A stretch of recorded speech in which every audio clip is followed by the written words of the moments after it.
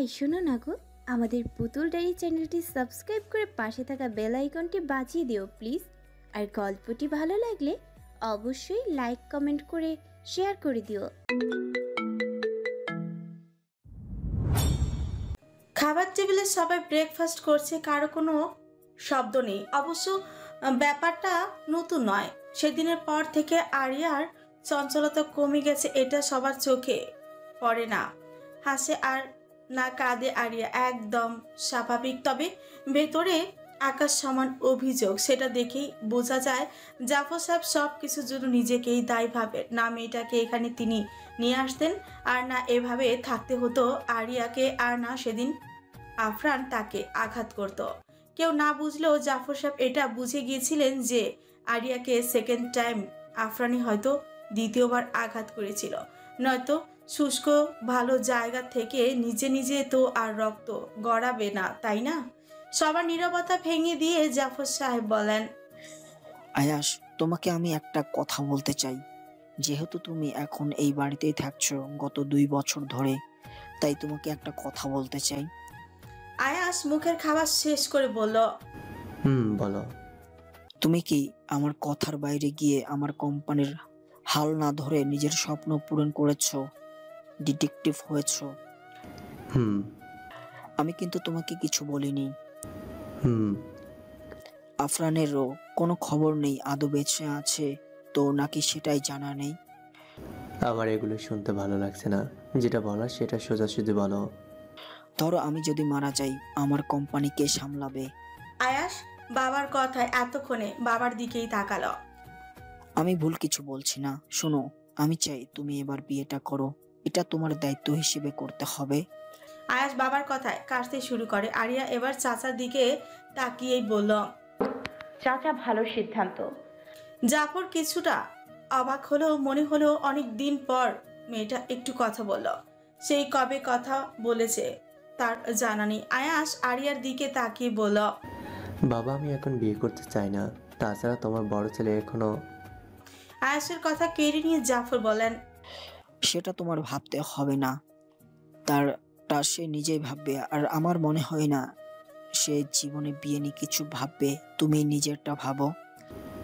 বাবা প্লিজ, তুমি আমাকে জোর করতে পারো না।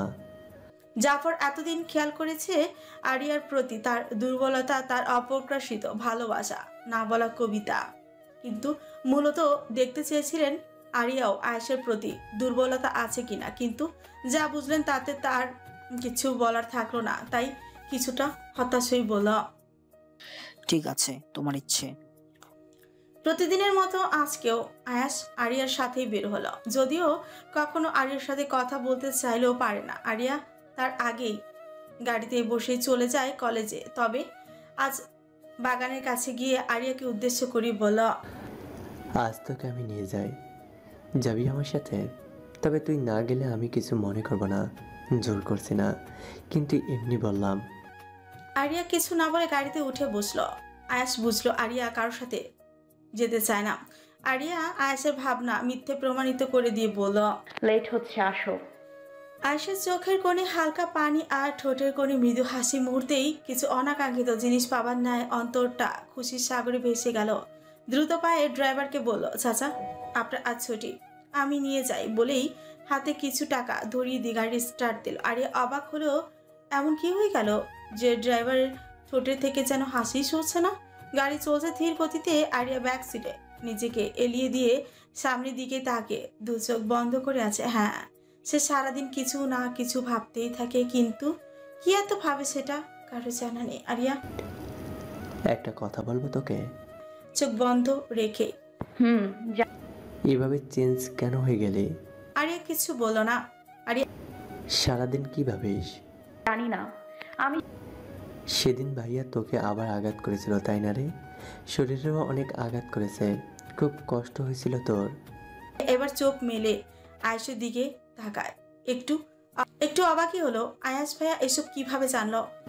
এভাবে কি দেখছিস? আমি ওই দিনই দেখেছিলাম তোর গাড়ি 2-3 জায়গায় ওয়ান টাইম দেওয়া। আমি বিষয়টা শিওর হওয়ার জন্য ওই দিন হসপিটালে একটা নার্সকে দিয়ে চেক করিয়েছিলাম। নার্স আমাকে বলেছিল সবটা। তোর সারা শরীরে কেটে যাওয়ার দাগ ছিল, তুই তো আর এগুলো নিজে নিজে করবি না, তাই না? আরিয়া কিছুই বলল না। আরিয়া, তুই কি স্বাভাবিক হতে পারবি না দ্বিতীয়বার? কার জন্য না হোক, অন্তত আমার জন্য। আমি স্বাভাবিক আছি। আয়াস আর কথা ভালো না, কারণ এটার উত্তর এই 4 বছরে সে এটাই পেয়েছে। তবে তার বেস্ট ফ্রেন্ড ছায়ার কাছে অনেক শুনেছে স্কুলে সে সত্যি স্বাভাবিক থাকে, তাহলে বাড়িতেই কেন এমন থাকে? হয়তো সবার সাথে ইচ্ছে করে না কথা বলতে।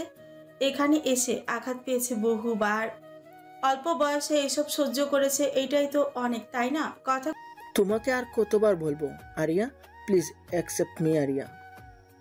আমি তোমার সিনিয়র হয়ে বারবার ফিরে গিয়ে আবার আসি। আমার ভালোবাসা কি চোখে পড়ে না তোমার? গুলো বলল ভার্সিটির লাস্ট বর্ষের একজন ভাই। কিছুদিন পর পর আরিয়াদের কলেজে আসে আর রিকোয়েস্ট করে। এমন না যে দেখতে খারাপ, তাকে দেখলেও কলেজের মেয়েরা ক্রাশ খেয়ে বসে থাকে। এই যে একটু আগে প্রেমা বলছিল, ইস আরিয়া, ফারহান ভাই যদি তোর পিছে না ঘুরে আমার পিছে ঘুরতো, কবেই তাকে অ্যাকসেপ্ট করে রোম্যান্স শুরু করে দিতাম, দুজন দুজনকে খাইয়ে দিতাম। আরিয়ার ধমক খেয়ে তো চুপ হয়ে গিয়েছিল, নয়তো আরো কত কি যে বলতো। সেটার গায়ের রং উজ্জ্বল শ্যামলা, খোঁচা খোঁচা দাড়ি, সব সময় টি শার্টের উপর একটা শার্ট থাকে আর সেটার বোতামগুলো ছেড়ে দেওয়া, স্টাইলিশ হাতে ম্যাচ করা ঘড়ি, পায়ে ব্র্যান্ডের জুতা ম্যাচিং, এইটা তার দৈনন্দিন স্টাইল। ভাইয়া দেখুন, আমি সত্যি বলছি আপনি মানুষটা খুব ভালো, কিন্তু আমি এসবে বিশ্বাসী না। আর তাছাড়া আমার অজানা ভবিষ্যতে কাউকে জড়াতে চাই না। আপনি যতটা আমাকে নিয়ে ভাবছেন আর ভাববেন না, প্লিজ রিকোয়েস্ট আপনার কাছে। যদি এমন কিছুদিন পর পর ডিস্টার্ব করতে থাকেন তাহলে আমার এখানে আসা বন্ধ হয়ে যাবে। আশা করি আপনি আমার ভালো চাইবেন। কথাগুলো বলে ক্লাসের দিকে হাঁটা দিল আরিয়া। ফারহান আজকেও হতাশ হয়, তবে সে হাল ছাড়ার পাত্র নয়। দরকার হলে বাড়ি গিয়ে বিয়ের প্রস্তাব দিয়ে আসবে। এইবার তার বাবা মাকে বুঝিয়ে বলবে, তবু আরিয়াকেই চাই তার। ওই ছেলেটাকে তো আজকেও দেখলাম ক্যাম্পাসে। এসেছিল। আরিয়াকে রোজকার মতো সেম বলছিল, আরিয়াও সেম। আচ্ছা বাদ দে, তা শোন একটা কথা। হ্যাঁ বল। তোকে নয়, আরিয়াকে। কি কিছু হয়েছে? না, তোকে বলবো বলবো ভাবছিলাম, এত বছর ধরেও বলতে পারিনি। আরিয়া প্রেমা একে অপরের দিকে জিজ্ঞাসু দৃষ্টিতেই তাকালো। এমন কি কথা যে এত বছর ধরে বলবে ভেবেই গিয়েছিল, বলতেই পারেনি, তাও বেস্ট ফ্রেন্ড হয়ে? আয়ুষ ভাইয়া তোকে ভালোবাসে খুব। সামিরার কথায় আরিয়া চোখ দুটো গুল গুল হয়ে গেল। কি বলে এই মেয়ে? এইভাবে তাকানোর কি আছে? সত্যিটা বললাম, ভাইয়া তোকে অনেক আগে থেকেই ভালোবাসে। শুধু 1-2 বছর না, পুরো 7-8 বছর ধরে তোর ছবি বুকে এঁকে রেখেছে। পাগল হয়ে গেছিস নাকি? আমি তো কখনো এমন কিছু ভাবিনি ভাইয়াকে নিয়ে। তুই না ভাবতেই পারিস, তাই বলে যে ভাইয়াও ভাববে না এমন কিন্তু না। তুই শহরে আসার আগে থেকেই ভাইয়ার মুখে তোর নাম ছিল। অনেক গল্প করতো ভাইয়া তোর নামে। আল্লাহ, কি বলিস? ওই আয়েশ ভাইয়া? উফস, কত সুইট। আমি তো প্রথম দেখে ক্রাশ খেয়েছিলাম, কিন্তু সত্যি আমিও বুঝিনি ভাইয়া আরিয়াকে ভালোবাসে। এখন বুঝতে পারছি ভাইয়া কেন তোর খবর আমার থেকে নাই। প্রেমার কথায় সামিরা আরিয়া দুজনেই শখ খেলো বোধ হয়। কি? সত্যি বলছি, কিছুদিন পর পর তো আমাদের কলেজ আসে। আমার থেকে আরিয়ার খোঁজ নাই, কেমন আছে, কি করছে, আরো কত কি। তোরা দুইটা কি মজা নিচ্ছিস আমার সাথে? বলল সামিরা প্রেমা একসাথে বলে উঠল। সত্যি বলছি, তোর দিব্যি। আরিয়ার কথা কাটিয়ে বলল, চল ফুচকা খাবো, আজকের ট্রিটটা কিন্তু প্রেমা দেবে। সামিরা হু হু করে হেসে উঠল। প্রেমা দিবে তাও treat? It's very funny jokes. Prema ফুসফুসতে বলল, এমন ভাবে হাসার কি আছে? মনে হয় জীবনেও দেয়নি। আরিয়া গান গাইতে গাইতে আজ ভেতরে ঢুকলো। কেন জানি আজ ভালো লাগছে। মানসিকতা সবকিছু তার ছন্দে ছন্দে ভরিয়ে দিতে ইচ্ছে করছে। স্কুল ব্যাগটা কাঁধ থেকে ফেলে শাওয়ার না নিয়ে শুধু ফ্রেশ হলো। তার আজ মুড নষ্ট করতে বিন্দুমাত্র ইচ্ছে করতেছে না, তাই গোসলে যায়নি।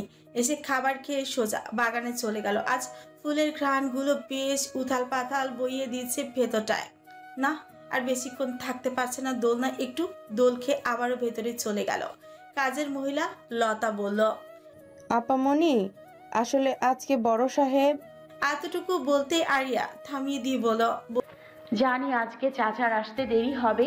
আয়াস ভাইয়ারও আজ অনেক চাপ, তাই আসবে না। আমি রাতে খেয়ে ঘুমিয়ে যাব। বলে মৃদু হেসে উপরে যাওয়া ধরতে আবার কাজের মহিলা পিছু ডেকে বলল, আসলে আপামনি বড় সাহেব না, আসলে আর কিছু শুনতে চাই না খালা, আমি বললাম তো চিন্তা করো না, আমি চাচাকে বলেই ঘুমাবো, নিজের যত্ন নেবে। কথাগুলো বলে এই রুমে চলে গেল। একদিন পর আরিয়াকে এমন হাসি মুখে দেখে কিছু বলতেও পারল না। আসলে বাড়িতে কে এসেছে সেটা আরিয়া আফামনি না জানলেও ভালো হবে। তাই এই মাইয়াটার মায়া ভরা উজ্জ্বল মুখটা আর মলিন হতে দেখতে চান না তিনি। আরিয়া পড়াশোনা শেষ করে ফোনটা নিয়ে একটু নিউজ ফিড ঘেটে ঘুমিয়ে পড়ল। কখন বুঝতেও পারেনি, ঘুমের মধ্যে বারবার নড়ে উঠছে, এদিক ওইদিক ফিরছে বারবার বারবার। ঘুমে ব্যাঘাত পেয়ে ঘুমটা একটু হালকা হয়ে আসলো। মনে হলো যেন কেউ তার সারা শরীরে ঠোঁটের পরশ সেঁকে দিয়েছে। কারো স্পর্শ মনে হলো, ডিম লাইট চালানো আছে।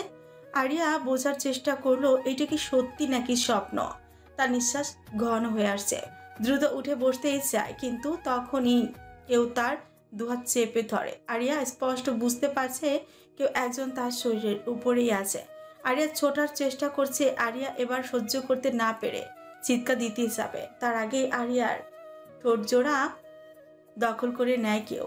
এমনভাবে দীর্ঘক্ষণ কিস করেই যাচ্ছে, মনে হচ্ছে যেন দীর্ঘদিনের তৃষ্ণা নিবারণ করছে সে। আরিয়ার চোখ দিয়ে অনবরত পানি ঝরছে। এই বলিষ্ঠ শক্তির কাছে তার নড়াচড়া করাটাও যেন বৃথা। তাই স্থির হয়ে আছে, চোখে শ্রাবণ ধারা ঝরেই চলেছে। সময় তার মতোই যাচ্ছে, কিন্তু তার যেন সময়ের দিকে খেয়ালই নেই। নিজের মতো করে আরিয়ার ঠোঁট জোড়া দখলে নিয়ে রেখেছে, মনে হচ্ছে যেন সবটা তার অধিকার, তার বউ। বেশ কিছুক্ষণ পর লোকটা তাকে ছেড়ে দিয়ে আরিয়ার পাশের বালিশটাতে মাথা রাখল। আরিয়া যেন তার রূপ ফিরে পেল, সাথে সাথেই উঠে বসছিল, কিন্তু তার আগে আবারও লোকটা তাকে কাজ কাটানে নিজের বাহুতে আবদ্ধ করে নিল। আরিয়া কাঁদতে কাঁদতে বলল, প্লিজ ছেড়ে দিন আমাকে। কে আপনি? এমন বাজে ব্যবহার কেন করছেন আমার সাথে? বাড়িতে এতগুলো গার্ডস থাকতে এখানে কিভাবে আসলেন? লোকটা কিছুই বলল না। বেশি ভয় পেয়েছো? আরিয়ার ভেতরটা যেন মোচড় দিয়ে উঠল। হ্যাঁ, সে এই কণ্ঠের সাথে পূর্ব পরিচিত। সে বিন্দুমাত্র ভুল করবে না এই কণ্ঠস্বরের মালিককে চিনতে। আরিয়া কাপা কাপা গলায় বলল, ভাইয়া আমি এভাবে কাঁপছিস কেন? চুপচাপ শুয়ে থাক, এভাবেই নড়বি না একদম। আরিয়া এবার পুরো পৃথিবী সহ ফুপিয়ে কান্না শুরু করে। আফরান ধমক দিয়ে বলল, কি শুরু করেছিস? হ্যাঁ, আবার বুকটাকে তো এবার সাগর বানিয়ে ফেলবি।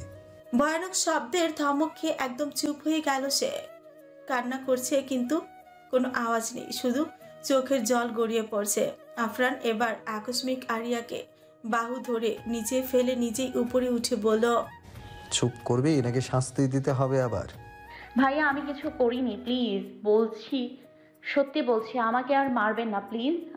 কাঁদো কাঁদো গলায় বলল, তাহলে চুপ থাক, একটু আওয়াজ করবি না, না হলে সেদিনের মতো। আরিয়া আফরানের কথা শেষ করতে না দিয়ে বলল, আমি আমি কিছু করবো না, এই তো আমি একদম চুপ হয়ে আছি, দেখুন আমাকে আর মারবেন না প্লিজ। এই তো গুড গার্ল। বলে আরিয়ার বুকের উপর মাথা রেখে চোখ বন্ধ করলো। ও ভাইয়া কি করছেন? আমি এতটুকু বলতে আরিয়ার গম্ভীর গলায় বলল, আবার কথা বলছিস দেখছি, বলেছি না চুপ থাকতে। কথা কি বুঝিস না নাকি আমাকে বোঝাতে হবে? আরিয়া আর কিছু বলল না। বেশ কিছুক্ষণ নীরবতায় কাটে। এভাবেই নীরবতা কাটিয়ে আফরান বলে উঠল, ফারহান ছেলেটা বারবার কেন আসবে তোর কাছে? বারবার কেন কথা বলিস? আরিয়া ভয়ে আফরানের থেকে পালাতে চেয়েও পারল না। উনি কিভাবে ওই ছেলেটার কথা জানে? উনি তো এতদিন দেশেই ছিল না। তোকে এত কিছু ভাবতে বলিনি, যা বললাম সেটার উত্তর দে। ছেলেদের সঙ্গ দিতে এখনই এত ইচ্ছে তোর? কথাটা বলে আরো জোরে চেপে জড়িয়ে ধরলো আরিয়াকে।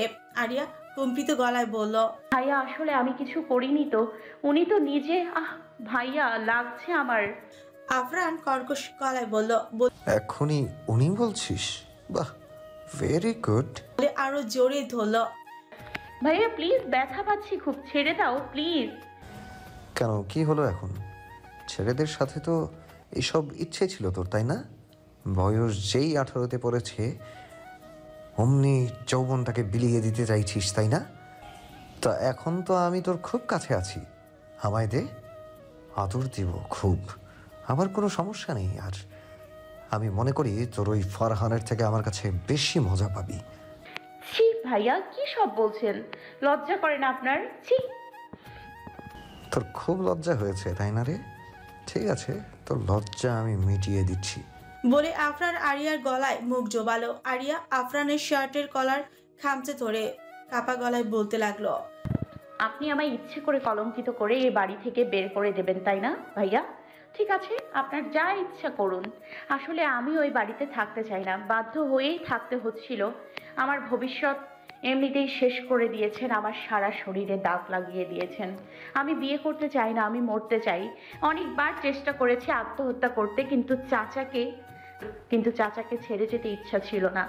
এখন আপনি যদি সবটা ক্লিয়ার করে দেন তো ভালোই হয়। যা ইচ্ছা করুন আমার সাথে, আর আমি জানি চাইলেও আমি আপনাকে আটকাতে পারবো না। আরিয়ার কথায় আফরান মাথা তুলে আরিয়ার দিকেই তাকায়। শোন, তুই এমনি এমনি চাইলেও মরতে পারবি না, আমার অনুমতি ছাড়া তোর মৃত্যু নিষিদ্ধ।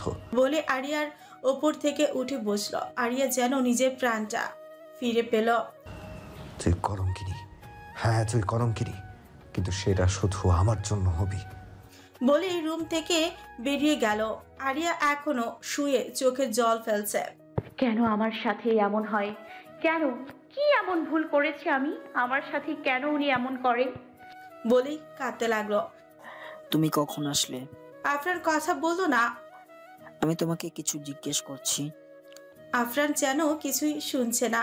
ডোন্ট কেয়ার ভাব নিয়ে শার্টের হাতা ফোল্ড করতে করতে সিঁড়ি থেকে নেমে সোজা বের হয়ে যাচ্ছিল। ওপর থেকে আরিয়া কিছু না দেখেই বলতে লাগলো, চাচা, আজকে আমার কলেজ থেকে ফিরতে লেট হবে, চিন্তা করো না। হ্যাঁ ঠিক আছে, টাকা লাগলে নিয়ে যাস। লাগবে না চাচা, যা আছে চল। বলতেই চোখ গেল দরজার কাছে। পেছন থেকে দেখলো একজন ছেলে দাঁড়িয়ে, লম্বা 6 ফুটের থেকে একটু কমই হবে হয়তো। সাদা শার্ট, বাম হাতে কোট ঝুলিয়ে দাঁড়িয়ে আছে। জাফর আরিয়ার দৃষ্টি বুঝতে পেরেই বলল, কি হলো মা? আচ্ছা জলদি বের হয়ে যা, অচেনা কারোর সাথে বেশি কথা বলতে হবে না, আর বেশি দূর যাস না, ঠিক আছে? প্রেমা আর সামিরার থেকে একা দূরের কোথাও যাস না। চাচা, তোমার কোনো ক্লায়েন্ট নাকি? জাফর আরিয়ার প্রশ্নের কি উত্তর দেবে খুঁজে পেল না, কারণ আফরান যে আরিয়ার জন্য ভয়ানক কিছু সেটা বুঝতে অন্তত তিনি ভুল করবেন না। আরিয়া জাফরের উত্তর আশা না করে নামতে নামতে বলল, লিসেন, এই বাড়িতে কোনো প্রয়োজনও আসার দরকার নেই, বেশি দরকার পড়লে ফোনে কথা বলে নেবেন। আফরান সেম ভাবে দাঁড়িয়ে এতক্ষণ চুপচাপ শুনছিল। বাঁকা হেসে বলে উঠল, রিয়েলি? বলেই সামনের দিকে ফিরল এক হাতে কোট, অন্য হাত পকেটে গুজে স্ট্রং হয়ে দাঁড়িয়ে। আরিয়া কাপা কাপা চোখে জাফরের দিকে তাকালো। আফরান আরিয়ার দিকে তাকিয়ে বলল, রিয়েলি? এই বাড়িতে আমার আসা নিষেধ হলো কবে থেকে বাবা? জাফর সাহেব কথা কাটিয়ে বলেন, আরিয়া তুই বের হয়ে যা, দেরি হয়ে যাচ্ছে তো। বলে আরিয়াকে নিয়ে পাশ কাটিয়ে বাইরে চলে আয়। আরিয়া ঘামছে, ভীষণ ঘামছে। আফরান কথা বাড়ালো না, সেও নিজ কাজে পা বাড়ায়। সামিরা কি হলো? তুই এমন কি ভাবছিস? অন্যদিন তো কত মজা করিস, আজ এত চুপচাপ আছিস কেন? কতদিন পর আসলাম এই জায়গাটায় বলতো? আরিয়া কাপা গলায় বলল, আফরান ভাইয়া ফিরে এসেছে। আরিয়ার কথায় সামিরা প্রেমা একবার ঢোক গিলে বলল, কি বলছিস? কি সত্যি বলছিস? মিথ্যা মনে হয় না, কিন্তু এত বছর পর ফিরে আসলো কেন? সেটা আমি কি করে বলবো? আসছে, তাতে তো কোনো প্রবলেম নেই। কথা হচ্ছে তোকে আবার মারেনি তো? আরিয়া ঘামছে কপাল চুপকে। আরিয়া ঘামছে কপাল চুইয়ে এক বিন্দু ঘাম মাটিতে গড়িয়ে পড়ল। মনে পড়েছে কালকে রাতের কথা। আরিয়া বলতে গিয়েও আটকে যায়। সব শেয়ার করে প্রেমা সামিরার কাছে, কিন্তু কালকের কথাগুলো কিভাবে বলবে? কোনো শব্দ যে তার কাছে নেই এগুলো ব্যক্ত করার মতো। আরিয়াকে চুপ থাকতে দেখে সামিরা বলল, কি হলো, কিছু বলছিস না কেন? না, কিছু করেনি, কিন্তু আমি আর থাকতে পারবো না। আমাকে এই বাড়ি থেকে পালাতে হবে, না হলে আবারও মারবে আমায়। আমি এবার সহ্য করতে পারবো না। কি বলছিস? পালিয়ে যাবি? কোথায়? সেটা জানি না, তবে আমাকে যেতেই হবে। আমি ওই লোকটাকে বিন্দু পরিমাণ সহ্য করতে পারি না। কি এমন করেছি আমি? 4 বছর আগে নিজেই বলেছিল এই বাড়ি থেকে চলে যেতে, তার কাছাকাছি না যেতে। আর এখন নিজেই কাছে আসে, আবার নিজেই বলে অনুমতি ছাড়া আমার মৃত্যু ওনাকে নিষিদ্ধ। কি বলছিস? কিছুই তো বুঝি না। কিছু না, আমার আর এখানে ভালো লাগছে না। চল ফিরে যাই, ক্লাসরুমে ব্যাগ রেখে এসেছি। আরিয়া ব্যাগ নিয়ে বের হয়ে দাঁড়ায়। রাস্তায় দাঁড়ালো, তার গাড়ি এখনো আসেনি, অপেক্ষা করছে। হঠাৎই চোখ গেল রাস্তার ওই পাশে। ফারহান ছেলেটা এদিকে আসছে। আরিয়া তাকে না দেখার ভান করে 4 কদম পেছনে আসতেই হঠাৎ কারো চিৎকারের আওয়াজে পা দুটো থেমে যায়। রাস্তার মাঝখানে মুহূর্তেই মানুষের আহাজারি চেঁচামেচি শুরু হয়। আরিয়া ঠিক বুঝে উঠতে পারেনি হলোটা কি। একটু সামনে গিয়ে জনসম্মুখে উকি দিতেই যেন নিঃশ্বাস থমকে যায়। এই মুহূর্তে যে মানুষটিকে দেখে অ্যাভয়েড করছিল, সেই মানুষটির রক্তাক্ত অবস্থায় পড়ে আছে। হয়তো নিঃশ্বাসটুকুও যায় যায় অবস্থা। একজন লোক বলে উঠল, বর্তমানে গাড়ির ড্রাইভারগুলো মনে হয় ইচ্ছে করেই মানুষ মারার কাজ করে। এদের মতো পশু হিংস্র মানুষ দুটো হয় না। এই বয়সী ছেলেটাকে গাড়ির চাপা দিয়ে চলে যেতে এদের রুহ অবধি কাঁপলো না। আরেকজন লোক বলল, ইচ্ছা করে মেরেছে দেখে বোঝা যায়, নয়তো মেরে দিয়ে ড্রাইভার নিজ গতিতে গাড়ি উল্টো ঘুরিয়ে চলে যায় নাকি। কিছুক্ষণ পর পুলিশ এসে সাথে সাথে ছেলেটাকে দেখে নিয়ে বলল, হি ইজ ডেড। আচ্ছা, এখানে সিসিটিভি ফুটেজ আছে? কলেজের একজন টিচার বলল। পুলিশ অবশ্যই স্যার, আসুন দেখাচ্ছি। এসে ফুটেজ চেক করে বলল, আরে এই মেয়েটা কি এখানেই পড়ে? জি স্যার। আমরা তার সাথে কথা বলতে চাই। এখনো কিছু বোধগম্য হচ্ছে না। ছেলেটা যে মারা গেছে এটা যেন দুঃস্বপ্ন ছাড়া কিচ্ছু নয়। পুলিশ এসে বলল। আরিয়া স্তম্ভিত ফিরলে সে সামনে এগিয়ে আসে। এখানে মিস আরিয়াকে আমি চিনি না। আপনি ওনাকে কিভাবে চিনেন? আমি চিনি না। মিথ্যা বলছেন। এখানে স্পষ্ট দেখা যাচ্ছে আপনি ছেলেটাকে দেখেই অন্য কোথায় যাচ্ছিলেন, আর উনি হাতের ইশারায় আপনাকে ডাকছিল। সত্যি বলছি, তবে ওনার নাম ফারহান। কিছুদিন যাবত আমাকে ডিস্টার্ব করছে, অর্থাৎ আমাকে প্রপোজ দিয়েছিল, আমি অ্যাকসেপ্ট করিনি। এর বেশি কিছু না, এর বেশি কিছু জানি না।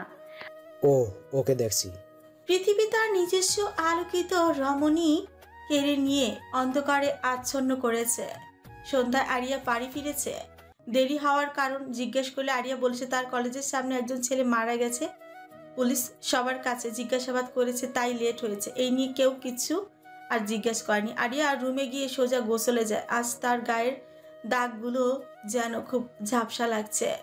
এ ব্যাপারে তার কোনো মাথা ব্যথা নেই, কিন্তু ওই ছেলেটা এমনভাবে অ্যাক্সিডেন্ট হবে তাও তার সামনে, সেটা নিয়ে আরিয়া এখনো শকড হয়ে আছে। আরিয়ার মনে মনে নিজেকে দায়ী ভাবছে। যদিও পুলিশ এটাকে হঠাৎ করেই শেষে এসে অ্যাক্সিডেন্ট কেস বলে চালিয়ে দিয়েছে, কিন্তু তার মনে হাজারো আক্ষেপ। ইস, যদি সে এভাবে পালাতে না চাইতো তাহলে তো আর এত তাড়াহুড়ো করতো না, আর অ্যাক্সিডেন্টটাও হতো না। কিন্তু সত্যিটা কি আদৌ অ্যাক্সিডেন্ট? না হলে পুলিশ সারাদিন এইটাকে নিয়ে এত শত প্রশ্ন করে যাচ্ছিল, আর হঠাৎ করেই সিবিআই স্যার এসে এটাকে অ্যাক্সিডেন্ট বলে ধামাচাপা দিয়ে সেখানে থেকে সব পুলিশদের নিয়ে চলে গেল। খুব আশ্চর্যজনক না বিষয়টা? রাতের খাবারের সবাই একসাথে বসেই খাচ্ছে। যদিও আরিয়ার খেতে বিন্দুমাত্র ইচ্ছা ছিল না, চাচার কারণে খেতে হচ্ছে, না হলে চাচা খাবেন না। খাবারের মাঝে খানি আয়াস বলল, শুনলাম তোর কলেজের সামনে নাকি আজ একটা ছেলের অ্যাক্সিডেন্ট হয়েছে। আরিয়া চুপচাপ খাচ্ছে, উত্তর না দিয়ে। এটা সেই ছেলেটা তাই না রে, ফারহান নামের? আরিয়া একটু আশ্চর্য হলো, আয়াস ভাইয়া কিভাবে চিনে? আয়াস কথা ঘুরিয়ে বলল, আসলে পাশে ভার্সিটিতে পড়ে আর কি। আমার যতটুকু মনে হচ্ছে সেটা অ্যাক্সিডেন্ট না বাবা। আরিয়া আগ্রহ নিয়ে তাকালো আয়াসের দিকে। আয়াস আরিয়ার আগ্রহ দৃষ্টি বুঝে বলল, আমি ফুটেজটা চেক করেছিলাম, কিন্তু যতটুকু বুঝলাম ছেলেটাকে ইচ্ছে করে গাড়ির নিচে চাপা দিয়েছে, না হলে গাড়ির নাম্বার নেই কেন।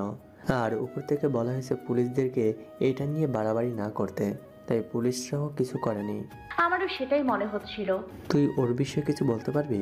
মানে এমন কিছু যেটা স্বাভাবিক না? না। ঠিক আছে, আমি দেখছি ব্যাপারটা। আয়াসের কথার মাঝখানেই কেউ বলে উঠল, লাভ নেই, নিজের বিপদ নিজে ডেকে আনার কোনো মানে আছে? সবার দৃষ্টি পেছনে যায়। আফরান গায়ের কোটটা ডান হাতে দিয়ে কাঁধের উপরে ধরে ঝুলিয়ে রেখে কারো দিকে না তাকিয়ে উপরে উঠে যায়। তার মাঝে আয়াস বলে উঠে, কেন? একটা মানুষকে খুন করা হয়েছে সেটা আমি বের করলে বিপদ কেন হতে পারে? আফরান আয়াসের কথা সামনের দিকে তাকে বিদ্রুপ হেসে বলে, তুই এখনো বোকাই রয়ে গেলি। আয়াসের চোখ দুটো রাগের কারণে লাল হয়ে গেছে, স্পষ্ট বোঝা যাচ্ছে, কিন্তু রাগ কন্ট্রোল করার চেষ্টা করছে বোধ হয়। Relax relax. আচ্ছা, তোর যা ইচ্ছে কর, আমি কিছু বলবো না। এখন আপাতত তোর ছোট বোনকে আমার রুমে আসতে বল। আয়াস আফরানের শেষের কথার মানে বুঝতে পেরে বলল, বাবা, তোমার ছেলে কিন্তু বাড়াবাড়ি করছে, সাবধান করে তো বলে দিচ্ছি। আফরান আয়াসের কথা শুনেও না শোনার মতো করে নিজের মতো চলে গেল। জাফর সাহেব এতক্ষণে বুঝে গেছেন আফরানের কথার মানেটা। তিনি আয়াসকে উদ্দেশ্য করে বললেন, কি বলছো বাবা? একজন নিরপরাধ মানুষকে মেরে ফেলা হয়েছে, আর আমি চোখের সামনে বসে দেখতে থাকবো? তার বিরুদ্ধে আমি সব প্রমাণ জোগাড় করে তাকে যদি জেলে পাঠাতে না পারি, আমিও আয়াস চৌধুরী না। কথাটা বলে আয়াস হাত ধুয়ে টেবিল ছাড়ে। আরিয়ার ভীত চোখ জোড়া কাঁপছে আফরানের ভয়ে। আরিয়া কিছু না বলে কাপা হাতটা ধুয়ে নিজের রুমিকে দরজা আটকিয়ে দিল। এতক্ষণে একটু স্বস্তি নিঃশ্বাস ছাড়লো। এতদিন দরজা আটকে ঘুমায়নি, আজ থেকে একদম দরজা জানলা সব আটকে ঘুমাবে সে। শুয়ে ভাবছে, আয়াস ভাইয়া যেহেতু বলেছে অপরাধীকে বের করবেই, তাহলে অবশ্যই বের করবে। সেও দেখতে চায় ওই কিলার কে, যে একটা নম্র সুশীল একটা যুবক বয়স্ক ছেলের শত্রু হতে পারে। তারপর না হয় বাড়ি ছেড়ে চলে যাবে দূরে কোথাও। এখন আপাতত সে দেখতে চায় কে সে। ঘড়িতে প্রায় 1টার উপরে বাজতে চলেছে, এখনো তার ঘুম আসছে না। কোনো অজানা ভয় অথবা সেই অ্যাক্সিডেন্টটা নিয়ে এখনো বারবার ভেবেই চলেছে। যতবার ভাবছে ততবার হিসেব যেন গরমিল খাচ্ছে। এসব ভাবনার মাঝে হঠাৎ দরজা খোলার আওয়াজ ছ্যাদ করে উঠল বুকটা। সঙ্গে সঙ্গে উঠে বসলো আরিয়া। ড্রিম লাইটের হালকা আলোয় একটা মানুষকে দেখা যাচ্ছে, কিন্তু কে এত রাতে তার রুমে? সে তো রুম আটকে আজকে শুয়েছিল। হ্যাঁ, এটা স্পষ্ট মনে আছে তার। তাহলে কিভাবে ঢুকলো? কে ওখানে? এইদিকে আসছেন কেন? লোকটা কোনো কথা বলল না। আরিয়া ভয় পেয়ে খাট থেকে নিচে নেমে পাশে থাকা ল্যাম্প লাইটটা জ্বালিয়ে সেদিকে তাকাতে ভয় ছিটিয়ে গেল। ভাইয়া, আপনি এখন এখানে কেন? আফরান কোনো কথা না বলে এসে আরিয়ার দুগালে দুটো থাপ্পড় বসালো। আরিয়া কাপা গলায় বলল, আমাকে এভাবে মারছেন কেন? আমি কি করেছি? আফরান কোনো কথা না বলে আরো একটা বাম গালে ঠাস। আরিয়া আবার ঠোঁট উল্টিয়ে কেঁদেই ফেলে। ভাইয়া, আমি কিছু করিনি তো, আমাকে শুধু শুধু মারছেন কেন? আফরান আরিয়ার বাহু ধরে দাঁত খিচে বলতে লাগলো, আমার কথার অবাধ্য হোস তুই? এত সাহস তোকে কে দিল শুনি? আরিয়া কান্না গলায় বলল, কি করেছি আমি? আমি তো কিছু করিনি। আমি এখনো এই বাড়ি থেকে যাইনি বলে এমন শাস্তি দিচ্ছে, তাই না? আমি চলে যাব, সত্যি বলছি, কালকেই চলে। আরিয়ার কথার মাঝে আরো দুটো থাপ্পড় বসিয়ে দিল। আরিয়া আমাকে জ্বালিয়ে চলে যাবি? এতই সহজ? আমি তো আসতে চাইনি, তুই বাধ্য করেছিস। এখন বলছিস চলে যাবি? ফুপিয়ে গালে হাত রেখে কেঁদেই চলেছে। বলেই, তার কি প্ল্যান করেছিস বলতো? পালিয়ে যাবি এই বাড়ি থেকে? বাহ, ভেরি গুড আইডিয়া। আরিয়াকে আরো একটা থাপ্পড় বসালো। আরিয়া টাল সামলাতে না পেরে আরিয়া দেয়ালের উপরে গিয়েই পড়ে, কপালটা আঘাতপ্রাপ্ত হয়। আফরান আরিয়ার সামনে গিয়ে বলল, খাবার সময় উপরে আসতে বলেছিলাম না? কেন আসলি না? নিচে আয়াসের রূপ দেখছিলিস বসে বসে? কেন রে? ছেলে মানুষ কি জীবনেও দেখিসনি, নাকি দেখেও লোভ সামলাতে পারিস না? আফরানের কথাটা আরিয়ার মস্তিষ্ক অবধি পৌঁছায়। কিছু না ভেবেই ঠাস। আফরান ঠিক বুঝে উঠতে পারলো না আকস্মিক কি হলো ব্যাপারটা। শুধু এই মুহূর্তের আগে ফুসছে ভীষণ ভাবে। সাহস কি করে হয় এই মেয়ের? আরিয়া নিজেও বুঝতে পারেনি সে এমন একটা কাজ করে বসবে। আফরানের লাল চোখ দুটি দেখে নিজেই কাঁদতে শুরু করলো। আমি কিছু করিনি, সত্যি বলছি, আমি ইচ্ছে করে করিনি। আরিয়ার কান্না দেখে আফরান কপাল কুঁচকায়। নিজে মেরেই নিজেই কাছে, আজব তো। আরিয়া চোখ বন্ধ করে সোজা আফরানের পায়ের কাছে গিয়ে পা ধরে বলতে লাগলো, আমি ইচ্ছে করে মারিনি, সত্যি বলছি। প্লিজ মাফ করে দিন, প্লিজ প্লিজ। আমি জানি আপনি এখন বলবেন আপনি কাউকে আজ পর্যন্ত ক্ষমা করেননি, তাই আমাকে মাফ করে রেকর্ড ভাঙতে চান না। কিন্তু শুনুন না, আমি তো আপনার কত ছোট, একটু তো ভুল হবেই। তাছাড়া আপনি বাজে কথা বলেছেন আয়াস ভাইয়ার ব্যাপারে, এগুলো বললেন। আমি ভাইয়াকে কখনো ওসব নজরে দেখিনি, সত্যি বলছি। আফরান ভাবা জায়গা খেয়েছে বোধ হয়। এই মেয়ে সত্যি আস্ত পাগল। এবার মনে হয় আমাকেও পাগল বানিয়ে ছাড়বে। নয়তো এমনভাবে কেউ মাফ চায়, আবার সাথে ন্যাকা কান্নাও জুড়ে দিয়েছে। আশ্চর্য তো। আফরান গম্ভীর কণ্ঠে বলল, ওঠো বলছি।